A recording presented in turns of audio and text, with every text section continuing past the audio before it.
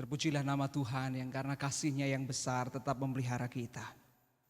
Dia akan tetap menguatkan dan meneguhkan saudara dimanapun engkau berada. Karena kasih dan anugerah-Nya ajaib dan mulia bagi dunia ini dan bagi kita semua. Hari ini kita akan merenungkan firman Tuhan. Dan sebelumnya kita akan menaikkan doa. Biarlah kiranya Roh Kudus memberikan hikmat dan pertolongan pewahyuan kepada kita. Mengerti apa yang menjadi kehendak Bapa bagi kita semua. Mari kita berdoa. Bapa Surgawi, di dalam nama Tuhan Yesus terpuji-pujilah namamu. Engkau Allah Maha Mulia. Rahmat dan anugerah-Mu sempurna. Tidak sedetik pun Engkau meninggalkan kami. Engkaulah yang sudah terbukti menolong dan menyelamatkan hidup kami. Engkau yang terbukti juga akan terus menyertai langkah kami sampai pada akhirnya. Maka hari ini kami merendahkan diri di hadapan Tuhan, memohon hikmat dan pewahyuan ilahi dari surga atas kami semua, supaya kami dimampukan menangkap kehendak Bapa yang mulia, firman Allah yang menghidupkan, firman Allah yang menghadirkan damai sejahtera dan sukacita bagi kami semua. Maka kami merendahkan diri, biarlah Roh Kudus yang tidak terbatas mengendalikan dan menguasai kami yang terbatas, supaya apa yang Allah mau dan kehendaki tergenapi sempurna atas hidup kami. Di dalam nama Tuhan Yesus kami berdoa. Amin. Setelah sekian lama kita semua bersembunyi di rumah kita masing-masing, kurang lebih 3 bulan. Dan hari ini saya bersuka cita karena diberi kesempatan untuk beribadah bersama-sama dengan saudara-saudara di GKMI Demak. Saya percaya bahwa kasih dan anugerah Tuhan tetap berlaku atas saudara. Sekalipun situasi dan kondisi tidak mudah, tetapi percayalah bahwa Tuhan Allah semesta alam di dalam Kristus Yesus Tuhan kita adalah Tuhan Allah yang tetap berkuasa atas dunia ini dan tidak akan pernah meninggalkan sekali-kali pun atas saudara dan saya. Pagi hari ini kita akan disapa oleh firman Tuhan yang saya percaya akan memberikan pencerahan, akan memberikan penghiburan dan sekaligus kekuatan kepada kita sekalian. Karena firman Tuhan berkata manusia bukan hanya hidup dari roti saja, tetapi setiap firman yang keluar dari mulut Allah. Dan kita akan kuatkan, kita akan diteguhkan oleh firman kebenaran. Yang pagi hari ini kita akan perhatikan dan kita akan baca dari Injil Yohanes pasalnya yang ke-6. Ayat 16 sampai yang ke-21. Saya ingin mengajak kita untuk merenungkan firman Tuhan di bawah tema Aku ini jangan takut. Mari kita akan perhatikan bacaan firman dari Yohanes 6 ayat 16 sampai 21. Saya ingin membaca untuk kita sekalian. Bacaan kita ini adalah peristiwa setelah Tuhan Yesus memberi makan 5.000 orang. Ketika orang berbondong-bondong mencari Dia dan mengalami kelaparan. Dan oleh kuasa kasih dan anugerahnya Tuhan Yesus memberi mereka makan sampai kenyang. Bahkan kuasa dan tanda-tanda surgawi yang dihadirkan Tuhan menunjukkan dari 5 roti dan 2 ikan dimakan 5.000 orang dan menjadi kenyang. Dan masih tersisa 12 keranjang. Dan oleh karena itu banyak orang yang menikmati kuasa Tuhan hari itu. Lalu kemudian bersepakat untuk mengangkat Dia menjadi raja. Raja atas mereka. Karena sudah terbukti bahwa kuasa Tuhan Yesus menunjukkan Ia adalah gembala yang memelihara dan memberi makan sampai kenyang, berkecukupan, bahkan berlimpah-limpah. Tapi apa yang terjadi justru menarik saudara, karena Tuhan Yesus tidak mau. Maka Dia pergi ke atas gunung menyendiri, memisahkan diri dalam rombongan banyak orang itu dan juga dengan murid-muridnya. Sementara Ia terpisah dengan murid-muridnya, maka perikop yang akan kita baca bercerita murid-murid Tuhan Yesus akan berjalan menuju satu tempat menyeberangi Danau Galilea. Mari kita perhatikan. Dan ketika hari sudah mulai malam, jelas bahwa ini kondisinya adalah malam. Pasti gelap, kalau toh ini di tempat yang luas bisa jadi remang-remang. Tetapi memang kenyataannya disatakan oleh firman Tuhan, ini hari mulai malam. Murid-murid Yesus pergi ke danau lalu naik ke perahu. Bukan sesuatu yang asing bagi murid-murid Tuhan Yesus berada di danau. Karena beberapa dari mereka adalah para nelayan yang terbiasa untuk naik perahu mencari ikan di sana. Dan ini adalah satu kebiasaan rutinitas yang biasa saja. Nggak ada sesuatu yang istimewa karena sudah biasa mereka lakukan seperti hari-hari yang sebelumnya. Pertanyaannya, lalu apa yang terjadi? Dan menyeberang ke Kapernaum. Ada satu tujuan, tempat yang namanya Kapernaum, di seberang. Ketika hari sudah gelap, kembali keterangan waktu menunjukkan situasi dan kondisi gelap. Sebelumnya malam, ini gelap. Saya mau tunjukkan kepada saudara, kenapa Injil Yohanes mau menunjukkan keterangan waktu ini dan dipertegas 2 kali. Karena untuk menunjukkan kepada kita, ini adalah malam gelap yang tidak terlihat. Situasi dan kondisi yang mengitari para murid unpredictable. Enggak bisa diprediksi apa yang sesungguhnya terjadi. Bahkan ke depan pun enggak sungguh-sungguh terlihat dengan jelas karena gelap.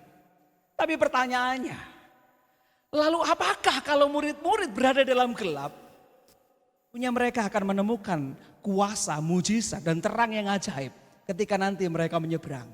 Mari kita perhatikan. Sedang ketika hari sudah gelap, Yesus belum juga datang mendapatkan mereka. Jadi murid-murid mereka sendiri dan tanpa Yesus menyeberang. Sedang laut bergelora karena angin kencang. Sudah gelap, lalu angin bergelora, angin kencang, ombak menggoncang perahu mereka. Saya bisa bayangkan, di waktu terang saja, kalau perahu kita diterjang oleh gelombang yang dahsyat, maka ini sangat menakutkan. Apalagi malam hari. Saudara jangan berpikir seperti sekarang ini, di mana lampu ada di mana-mana. Tapi saat itu bisa dipastikan bahwa pelita jumlahnya nggak banyak. Dan dalam kegelapan itu mereka harus mengalami situasi dan kondisi yang nggak mudah. Dihantam badai, diterpa ombak yang dahsyat. Mereka ada dalam bahaya yang mengancam nyawa mereka. Tapi apa kata firman Tuhan? Apakah ombak dan gelombang yang mereka hadapi dalam kegelapan gulita malam hari menjadikan mereka binasa di tengah-tengah danau itu? Mari kita lihat. Sesudah mereka mendayung kira-kira 2-3 mil jauhnya, jadi sudah berjarak dari pinggiran, mereka melihat Yesus berjalan di atas air mendekati perahu itu. Wah, ada sesuatu. Saudara perhatikan, murid-muridnya sedang menyeberang sendiri mereka tanpa Yesus. Dalam gelap dan gelombang yang dahsyat menerpa mereka. Dan Tuhan Yesus tidak sedang bersama-sama dengan mereka. Tetapi apakah Tuhan Yesus melupakan mereka? Firman Tuhan mengatakan tidak. Dalam situasi dan kondisi yang sepertinya tidak terkendali, Tuhan Yesus berjalan mengatasi gelombang itu, menghampiri mereka. Saya mau katakan kepada saudara, ada kala di mana saudara dan saya mengalami situasi dan kondisi yang membuat kita merasa begitu sedih, begitu hancur, begitu khawatir, begitu takut. Dan kita hanya bisa berharap bahwa ada pertolongan dari kuasa Tuhan yang sempurna itu berlaku atas kita. Dan percayalah, Tuhan Yesus tahu apa yang engkau perlu. Ia bukan enggak peduli, tetapi justru Tuhan Yesus datang menghampiri. Cuma pertanyaannya, ketika Tuhan datang menghampiri kita, apa respon kita terhadap Dia? Sama seperti Tuhan Yesus datang menghampiri para murid dan akan lihat bagaimana respon para murid terhadap Tuhan Yesus yang menghampiri mereka. Lucu. Maka ketakutanlah mereka. Saudara yang dikasihi Tuhan, kadang situasi dan kondisi yang kita alami mengaburkan mata kita untuk melihat kuasa surga. Saudara yang dikasihi Tuhan, seringkali bahaya yang mengancam kita, yang menyelimuti kita, dan ketakutan jauh lebih kuat daripada pengharapan, sehingga kita bisa melihat bahwa ada kuasa yang akan memberikan pertolongan atas kita. Bahkan ketika Tuhan Yesus datang menghampiri, bukan sukacita, bukan kegembiraan, tetapi justru ketakutan. Karena rasanya bahaya kita jauh lebih besar daripada iman kita. Ombak itu jauh lebih dahsyat daripada keyakinan kita bahwa akan segera datang pertolongan dari yang lebih berkuasa dari kita dan juga gelombang yang membahayakan jiwa kita. Apakah salah orang menjadi takut, Pak? Manusiawi. Saya tidak mau menyangkali bahwa kita nggak pernah takut. Tapi respon kita terhadap kehadiran Tuhan Yesus menjadi penting untuk akan apa yang terjadi selanjutnya atas hidup kita. Maka mari kita lihat apa kata firman Tuhan. Tetapi ia berkata kepada mereka, aku ini jangan takut. Ada seorang mewawancarai saya. Dia bertanya begini, menurut Pak Pendeta, kalau hari ini di tengah pandemi yang sedang melanda dunia kita ini, itu Tuhan Yesus ada. Kira-kira apa yang akan dikatakannya kepada kita? Lalu saya tersenyum. Saya coba masuk ke dalam hati Tuhan Yesus. Saya teringat perkataan ayat ini. Dan saya bilang sama dia, saya yakin bahwa Tuhan Yesus pasti berbicara kepada kita, aku ini jangan takut. Kenapa? Satu, karena kita semua dan seluruh bangsa manusia di seluruh dunia hari ini mengalami ketakutan yang luar biasa. Dua, semua orang di muka bumi ini belum cukup punya kekuatan untuk mengendalikan pandemi dan apa yang sedang terjadi atas kita semua. Sehingga memerlukan kekuatan yang lebih supaya bisa memproteksi, menolong kita semua keluar dari situasi ini. Dan Tuhan Yesus berkata, aku ini jangan takut. Firman Tuhan ini mengingatkan saya. Ketika Musa bertanya kepada Tuhan Allah semesta alam melihat situasi bangsa Israel yang sedang dalam penindasan dan penganiayaan di Mesir. Dan sangat menderita. Mereka gak punya pengharapan. Lalu Musa bertanya, nanti kalau mereka bertanya, siapa yang memanggil dan mengutusku kepadamu? Lalu apa jawabku? Dan Tuhan berkata begini kepada Musa, I am that I am. Aku adalah aku yang turun menyelamatkanmu. Saya yakin kalau Tuhan Yesus hadir hari ini di bumi ini, pasti akan berbicara kepada kita.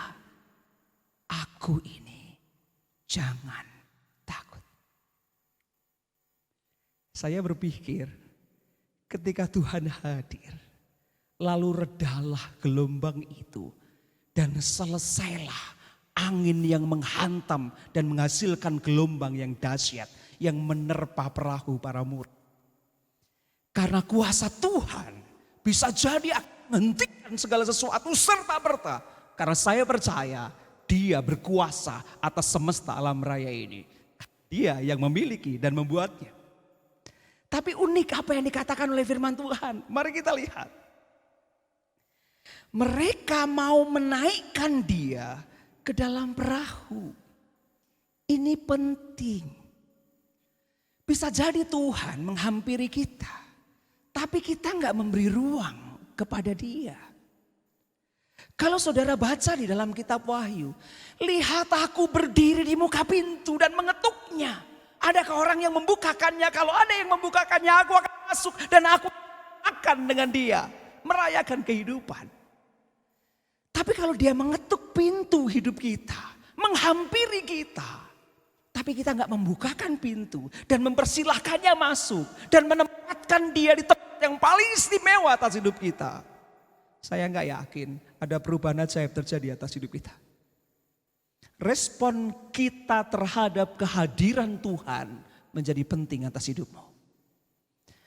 Maka izinkan yang hari ini juga menghampirimu, apapun yang kau alami, ia rindu engkau membukakan pintu untuk dia. Dan lihatlah, kalau dia yang berkuasa atas bumi dan surga bersama-sama dengan engkau. Lihat apa yang akan terjadi atas hidupmu. Perubahan yang ajaib pasti terjadi. Nah, itu pula yang disaksikan oleh Injil Yohanes. Mari kita lihat. Mereka mau menaikkan dia ke dalam perahu dan seketika juga perahu itu sampai ke pantai yang mereka tuju. Well, saya berpikir gelombang itu akan direndahkan. Saya berpikir angin itu akan dihentikan. Tetapi Injil Yohanes tidak mencatatnya. Karena tidak terlalu penting. Yang penting apapun yang terjadi, ia tetap menyertai dan engkau, saya, kita semua anak-anaknya sampai ke tujuan ilahi yang ditetapkannya. Saat itu juga mereka sampai di tujuan. Persoalan reda atau tidak, enggak penting. Bahaya masih mengancam atau tidak, enggak penting. Tetapi betapa pentingnya apapun yang engkau alami, kehendak Bapa yang sungguh amat baik itu tetap tergenapi atas hidup kita. Tapi barangkali kita berkata, Pak, siapa sih yang gak takut? Saya tahu, saudara. Saya pun takut. Manusiawi. Bagaimana mungkin kita gak takut? Dan banyak orang gak takut. Manakala makhluk yang tak kasat mata mengancam jiwa. Bagaimana kita gak ketika kita tidak lagi bisa bersua, berjumpa, leluasa dengan sesama kita. Sementara ekonomi pun menjadi sulit dan kita pun semakin terjepit. Kalau hanya dampaknya untuk tubuh dan kematian, itu saja sudah membuat kita takut. Ada yang justru lebih menakutkan bagi semua bangsa hari ini. Yaitu ekonomi yang sulit dan menjadikan semua negara mengalami keterjepitan. Pak, siapa sih yang gak khawatir? Ketika ombak menggelora dan alam raya tak bersahaja, kita tak lagi mengerti apa yang sesungguhnya terjadi dan bagaimana kita nanti. Kita gak tahu sampai kapan pandemi ini berakhir. Sampai Pak Jokowi berkata, kita harus mulai untuk bersahabat dengan COVID. Kenapa? Sama seperti virus yang lain, dia akan tetap ada. Tetapi jangan salah, kita justru tetap harus waspada. Namun jangan lupa, kita tetap bisa berkarya dan produktif. Kenapa? Karena memang kita nggak tahu sampai kapan. Ekonomi ini seperti ini akan sampai kapan? Ada banyak orang-orang yang kehilangan pekerjaan, ada usaha-usaha yang tertutup, ada banyak pekerjaan yang gak bisa lagi dikerjakan. Siapa sih yang gak khawatir? Takut dan khawatir manusiawi ada dalam diri kita. Lalu kalau itu terjadi, di mana tempatnya iman, Pak? Jangan salah saudara, iman itu bukan berarti mengingkari tragedi yang sedang terjadi. Salah kalau kita berpikir iman itu membuat kita meniadakan bahaya, meniadakan malapetaka, meniadakan masalah dan anggapnya enggak ada. Bukan. Iman yang adalah kasih karunia ilahi justru menjadikan kita menyadari kelemahan diri di tengah besarnya tragedi dunia ini. Supaya apa? Supaya saudara dan saya ketika menyadari kelemahan diri, kita berlari mencari yang ilahi. Jadi iman adalah kesadaran akan kerapuhan kita. Saudara dan saya rapuh. Saudara dan saya dan kita semua enggak berdaya. Tapi justru karena itu kita tahu siapa yang kita perlukan dan butuhkan. Ada satu lagu pujian yang bagus dan saya suka. Pujiannya bilang begini. Kemanakah kami mencari kasih sejati? Di manakah kami berseru saat badai datang menderu? Yang kami tahu hanya Kau yang mampu pulihkan segala sesuatu. Terus kami perlukan keajaiban-Mu, kami butuhkan sentuhan tangan-Mu, kami tak dapat jalan sendiri, kami perlu Kau Tuhan.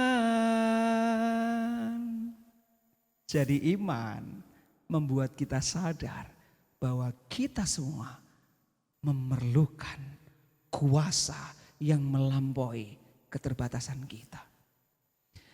Maka Nabi Amos bilang, carilah aku, maka engkau akan hidup. Inilah saatnya, siapapun kita. Enggak peduli orang kaya, enggak peduli orang terdidik, enggak peduli orang hebat, enggak ada lagi. Ini saatnya kita disadarkan kebutuhan kita akan yang kuasa. Maka carilah dia, dan firman Tuhan mengatakan engkau akan hidup. Berbahagialah engkau ketika di pandemi ini justru membuat engkau berlari-lari mencari yang ilahi. Saya percaya situasi dan kondisi yang kita hadapi bersama justru membuat banyak orang memiliki waktu doa dan berdekat berseru-seru kepada Tuhan. Lebih banyak lagi waktunya. Termasuk saudara pasti memiliki waktu yang banyak untuk berseru-seru, memohon pertolongan Tuhanmu. Dan itu benar adanya. Tuhan bilang, carilah aku, maka engkau akan hidup. Saudara-saudari, ada pribadi yang tak ingin kita mati. Sekalipun kita harus masuki pandemi ini. Sadari. Ada kuasa yang selalu beserta supaya kita semua ini tetap ada. Dan kehendaknya terlaksana dengan sempurna. Iman menolong kita mempercayai pribadi yang ilahi yang tidak menginginkan kita mati. Iman membawa kita percaya bahwa ada kuasa yang senantiasa berserta, sehingga apa yang dikehendakinya tetap terlaksana sempurna adanya. Dan gak akan pernah bisa digagalkan oleh apapun juga.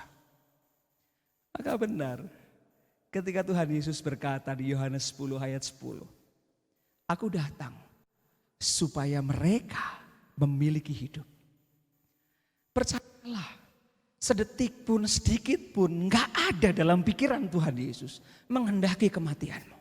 Sebaliknya, Ia menghendaki engkau tetap berdiri dalam harapan, sukacita, dan damai sejahteranya. Karena Dia datang supaya engkau memiliki hidup. Dan bukan hanya itu, dan memilikinya dalam segala kelimpahan. Haleluya. Jadi percayalah saudara, bahkan di tengah situasi dan kondisi yang gak mudah ini, Ia tetap menghendaki kehidupan berlaku atas engkau.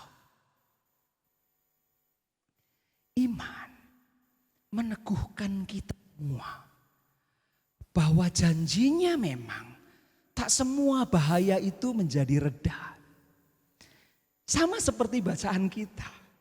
Kita berpikir dan berasumsi kehadiran Tuhan meredakan gelombang, menghentikan angin yang keras sekali menerpa mereka. Ternyata Injil Yohanes tidak mencatat itu. Justru Injil Yohanes mau meneguhkan kita, memang janjinya semua bahaya menjadi reda. Tapi itu bukan persoalan. Karena yang Ia kehendaki, Ia mau teguhkan atas kita adalah bahwa Ia yang ilahi berjanji untuk selalu beserta. Supaya apa? Supaya kita semua sampai di tujuan yang dikehendakinya. Muridnya sampai di Kapernaum. Bapak, Ibu, dan saudara yang dikasih Tuhan. Bukankah dalam sejarah kehidupan manusia, berbagai tantangan hidup justru menjadikan kita semakin tangguh. Sejarah dunia mencatat orang-orang hebat adalah mereka yang keluar dari pergumulan yang dahsyat. Orang-orang yang sungguh-sungguh muncul sebagai pemimpin-pemimpin kelas 1 adalah mereka yang bergulat dengan tantangan yang tidak ringan. Jadi kalau mau justru kita menjadi lemah dan biasa-biasa saja, ya pasti Tuhan gak izinkan sesuatu yang bahaya itu mengelilingi kita. Kita sih pengennya lepas, mungkin gak Tuhan melepaskan? Sangat mungkin. Tetapi ingat, kalau Tuhan izinkan segala sesuatu terjadi, asal Ia menyertai, percayalah engkau sampai tujuan abadi. Maka ketika Tuhan Yesus berkata, aku ini, jangan takut. Mereka menaikkan Yesus ke dalam perahu mereka, dan apa yang terjadi? Seketika itu juga mereka sampai ke pantai yang mereka tuju. Saya percaya seluruh jemaat di GKMI Demak dan kita semua orang-orang percaya disertai oleh Tuhan. Karena Yesus Kristus Tuhan kita adalah Sang Immanuel. Kalau saudara baca di dalam Ibrani, firman Tuhan berkata, sekali-kali aku tidak akan pernah meninggalkan engkau, sekalipun tidak. Karena Dia adalah Immanuel, Allah beserta kita. Maka pemazmur berkata, jika Allah ada di pihak kita, siapakah lawan kita? Enggak ada. Anak sekolah minggu berani bernyanyi dengan lantang. Jika Allah di pihak kita, siapakah lawan kita? So, yang penting saudara, bukan bahaya itu sirna, tetapi damai sejahteranya senantiasa bertahta atas kepala dan dada kita. Ketika Rasul Paulus ada dalam penjara dan menulis surat kepada orang-orang di Filipi, dia justru meneguhkan jemaat Tuhan yang ada di sana. Ketika mereka mengalami goncangan yang gak mudah dalam hidup mereka, Rasul Paulus menulis begini, janganlah hendaknya kamu khawatir tentang apapun juga. Jangan khawatir tentang apapun juga. Lalu kalau ternyata kekhawatiran itu sudah ada dan ketakutan itu sudah ada pada diri kita, apa yang harus saya lakukan, Pak? Firman Tuhan berkata, nyatakanlah dalam segala hal keinginanmu kepada Allah dalam doa, permohonan dengan ucapan syukur. Rasul Paulus mengajak berhenti itu bersungut-sungut. Berhenti untuk mengerutkan jidatmu. Lalu kemudian engkau redup dan bersembunyi di kamarmu sambil menangis. Justru firman Tuhan mengatakan penuh dengan ucapan syukur menjadi kerangka dan menjadi mangkok yang kita haturkan di hadapan Allah. Yang isinya adalah kerinduan dan harapan kita. Jadi kalau saudara berdoa, jangan izinkan sungut-sungut yang menguasainya. Izinkan ucapan syukur yang menjadi kita bergairah, berselera untuk mencari Tuhan. Karena apa? Ucapan syukur adalah pengakuan bahwa tangan Allah sedang berkarya, sudah berkarya, dan akan tetap berkarya dalam hidup kita. Jadi kalau engkau khawatir, jangan izinkan kekhawatiran mengendalikan hidup.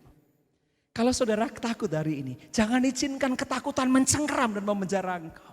Tapi biarlah kiranya imanmu membuat engkau mengakui pekerjaan Allah. Dan semua yang engkau rindukan dan harapkan bawa di hadiratnya. Emang kalau itu yang saya lakukan, Pak, apa yang akan terjadi? Ketahuilah saudara, janji firman Tuhan atasmu. Maka damai sejahtera Allah. Bukan damai sejahtera saya.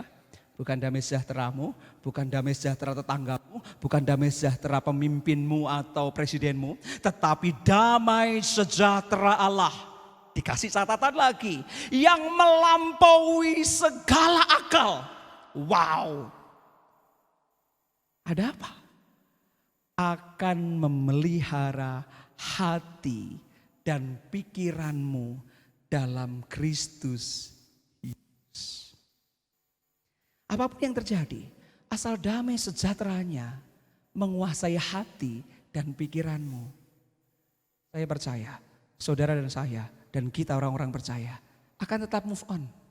Akan tetap berlaju, akan tetap berjalan. Tidak akan pernah berhenti untuk tetap bisa menghasilkan buah dari kuasa kemuliaan Allah yang berlaku atas engkau. Haleluya. Jadi persoalannya sekarang saudara, bukan seberapa engkau kuat. Karena memang kita gak sungguh-sungguh kuat. Persoalannya sekarang saudara, seberapa kita hebat. Karena gak ada yang sungguh-sungguh hebat di antara kita. Tetapi adalah siapa yang membantumu untuk mengangkat bebanmu. Ini bukan tentang kita. Ini bukan tentang tetangga kita atau keluarga kita. Ini tentang Dia yang menghampirimu dan turut mengangkat bebanmu. Saudara ingat, saya dulu pengagum Mike Tyson. Dia Raja KO. Semua musuh yang dihadapinya gak lebih dari 1 ronde karena rasa takut. Lalu ada seorang petinju bernama Evander Holyfield. Dan saat itu dia berani untuk menghadapi Mike Tyson sang Raja KO. Yang menarik adalah Mike Tyson itu dikalahkan oleh dia. Kalau kita lihat mengapa dia dimotivasi semangat dan keberaniannya oleh firman Tuhan yang ada dalam Filipi pasal 4 ayat 13. Firman itu berkata begini, segala perkara dapat kutanggung di dalam Dia yang memberi kekuatan kepadaku. Kita sanggup bukan karena kita bisa, tetapi Tuhan yang menyanggupkan kita semua. Di tengah pandemi ini gak ada orang yang berani, tetapi Tuhan membawa kita memiliki keberanian. Di tengah pandemi ini gak ada orang kuat, gak ada orang hebat, tetapi Dia yang membuat kita hebat, Dia yang menjadikan kita kuat menanggung segala perkara ini. Percayalah. Gak ada satu perkara pun yang engkau gak bisa hadapi dan selesaikan. Asal Tuhan Yesus ada bersama-sama dengan engkau. Jadi percayalah, ini bukan tentang kekuatan kita. Tetapi siapa yang membantu engkau mengangkat bebanmu. Lalu apa yang harus kami lakukan, Pak? Setelah iman menguatkan dan meneguhkan, maka yang kedua saudara harus perhatikan. Bersama kita bisa. Firman Tuhan mengatakan berdua lebih baik daripada seorang diri. Ini saatnya kita membangun jejaring. Ini saatnya kita membangun tali persaudaraan yang lebih kuat. Karena bersama kita bisa berjejaring membuat kita nggak kering. Ini saatnya anak-anak Tuhan justru dinantikan oleh dunia ini untuk berbagi iman dan pengharapan, berbagi berkat. Karena dengan berbagi membuat bumi tetap berseri. Jadi percayalah, pengharapan tetap ada jika engkau berjalan bersama-sama dengan para saudara. Engkau terus membangun jejaring dengan siapapun juga. Engkau bersedia untuk berbagi dengan apa yang engkau miliki. Karena dengan itu kehidupan di bumi ini akan tetap berseri-seri. Dan percayalah, yang ketiga, kreativitas ilahi tak akan pernah mati. Bagi siapa? Bagi mereka yang tetap mau mencari. Firman Tuhan berkata, carilah maka engkau akan mendapatkan. Kita diberi kuasa dan kreativitas yang luar biasa. Kita ini co-creator, Tuhan creator, pencipta. Dan kita ini yang bersama-sama dengan Dia melanjutkannya. Maka kuasa kreativitas itu ada pada kita. Untuk siapa? Untuk orang-orang yang mau mencari wajah ilahi. Percayalah bahwa rahmat Bapa enggak akan pernah sirna bagi mereka yang mau bekerja. Jadi saudara, saya ingin menyapa seluruh jemaat. Enggak usah takut, enggak usah khawatir. Bukan kita kuat, karena ada yang selalu menyertai. Pastilah Dia akan membawa kita sampai kepada maksud dan tujuannya. Tergenapi sempurna atas saudara dan saya. Baik dan mulia adanya. Haleluya.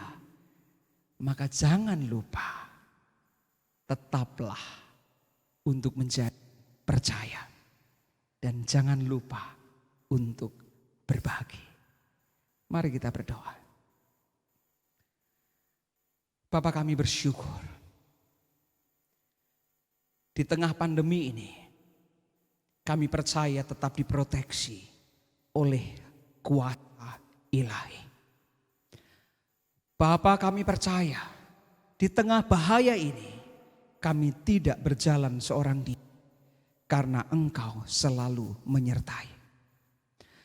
Bapa, kami percaya sekalipun tidak mudah, tapi Engkau sudah terbukti menolong, memelihara hidup kami dan seisi rumah kami. Sungguh amat baik. Engkau sanggup mencurahkan dari langit mana untuk kami makan. Engkau bisa mendatangkan burung puyuh dari manapun juga untuk kami bisa nikmati. Engkau bisa mengalirkan air dari surga untuk kami bisa nikmati dan menyegarkan jiwa kami. Bapa, asal Engkau ada bersama-sama dengan kami, cukuplah kasih karunia-Mu atas kami.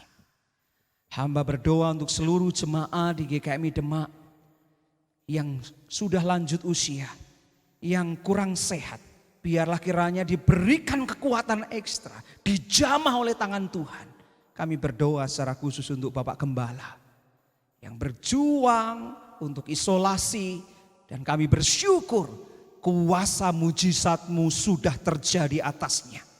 Hamba mohon biarlah kiranya kuasa dari tempat maha tinggi tetap mengurapi dan menudunginya, sehingga hamba-Mu ini tetap berdiri untuk membawa pesan ilahi bagi seluruh jemaat Tuhan. Dikuatkan dan diteguhkanlah ibu dan anak-anak. Demikian juga seluruh jemaat yang harus bekerja, membuka usahanya. Tuhan tolong di masa-masa yang tidak mudah ini, kuasa-Mu tetap sempurna atas mereka. Dan kami percaya Engkau yang mencukupi kebutuhan seluruh umat-Mu dan jemaat-Mu. Dan Engkau akan menolong dan memberitahu apa yang sesungguhnya harus mereka lakukan. Demikian juga kami berdoa untuk gereja-gereja yang ada di kota Demak, di Kabupaten Demak. Dan seluruh masyarakat di Kabupaten Demak Tuhan. Tuhan berkati, tuduhi dengan anugerah-Mu, rahmat-Mu ajaib tetap melimpah atas mereka. Pemimpin-pemimpin diberi kebijaksanaan surgawi dan diberi kuasa ilahi untuk memimpin masyarakat. Semuanya sungguh amat baik dalam tuntunan Roh Allah, Sang Sumber hikmat dan kebijaksanaan. Tuhan tolong anak-anak kami yang mulai memasuki sekolah, tingkat sekolah dasar, SMP, SMA maupun perguruan tinggi. Tapi mereka harus memulai dengan situasi yang tidak mudah ini. Tapi kami percaya Tuhan, Engkau tetaplah Tuhan pertolongan kami semua. Engkau akan menolong anak-anak kami memulainya bersama-sama dengan Engkau, menjalaninya bersama-sama dengan Engkau, mengakhirinya bersama-sama dengan Engkau, dan menjalaninya dengan hikmat dan kuasa yang berasal daripada-Mu. Terima kasih Bapak. Kami mengingat Sinode GKMI, kami mengingat Yayasan PIPKA, kami mengingat MDS. Biarlah rahmat Bapa turut bekerja atas semuanya. Dan GKMI dimanapun berada diberkati, bertumbuh-tumbuh, bergerak bagi kemuliaan Tuhan. Kami rindu gereja Tuhan semakin peka terhadap suara-Mu dan mengerjakan apa yang menjadi maksud dan kehendak-Mu. Dan kami percaya GKMI akan menjadi terang bagi bangsa-bangsa. Terima kasih Bapak. Akhirnya kami mau merendahkan diri, memohon damai sejahtera-Mu yang melampaui segala akal, menguasai hidup kami semua, seisi rumah kami. Karena kami percaya di dalam Tuhan Yesus, Allah Bapa di surga menyertai, memberkati dan menolong setiap kami. Di dalam nama Tuhan Yesus. Jemaat kekasih Tuhan, arahkanlah hatimu kepada Allah. Dengan mata yang tertuju kepada Tuhan Yesus, melangkahlah dalam iman dan pengharapan. Dengan penuh keyakinan iman, terimalah berkat Tuhan.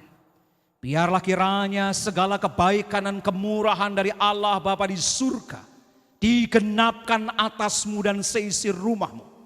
Biarlah kiranya anugerah Kristus Yesus Tuhan kita memagari engkau, memayungi engkau, menudungi engkau dan seisi rumahmu. Dan Roh Kudus menyertai langkahmu hari ini sampai kesudahannya. Haleluya. Amin.